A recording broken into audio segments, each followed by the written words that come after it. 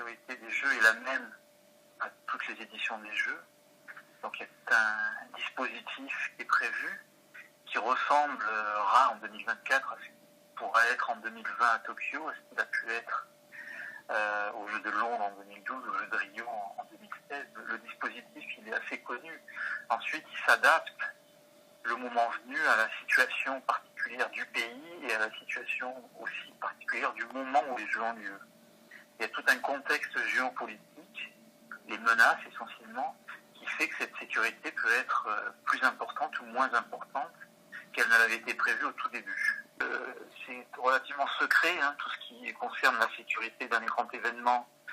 Ça se passe dans des réunions auxquelles les médias n'ont pas accès.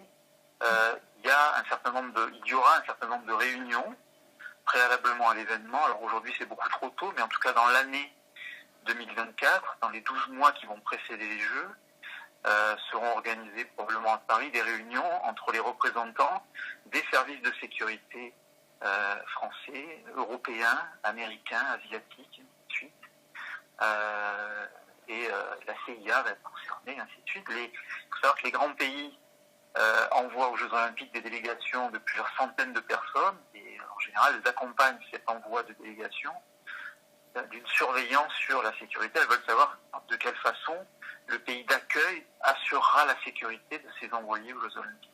La conséquence, elle sera immédiate, savoir que c'est un attentat, ça fait toujours des victimes. Au-delà de ça, la France renforcera, si on peut dire, son image d'un pays visé par le terrorisme. Mais là, on se projette déjà en 2024. C'est difficile aujourd'hui de dire quelle serait la conséquence. On ne sait pas du tout quel sera le contexte du moment. Est-ce que les menaces terroristes en 2024 seront plus fortes qu'elles ne le sont aujourd'hui? Est-ce qu'elles seront moins fortes? C'est très difficile à dire.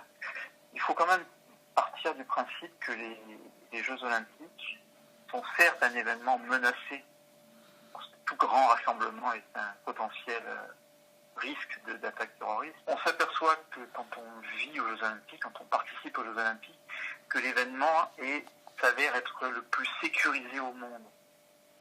Il y a aujourd'hui très très peu de risques d'un attentat aux Jeux Olympiques parce que c'est très très très compliqué. En plus aujourd'hui, il faut savoir que la technologie se met au service de la sécurité. On sait qu'aux Jeux de Tokyo, par exemple, les Japonais vont utiliser le système de reconnaissance faciale de manière à pouvoir empêcher de frauduler une accréditation. Il sera impossible de fabriquer une fausse accréditation.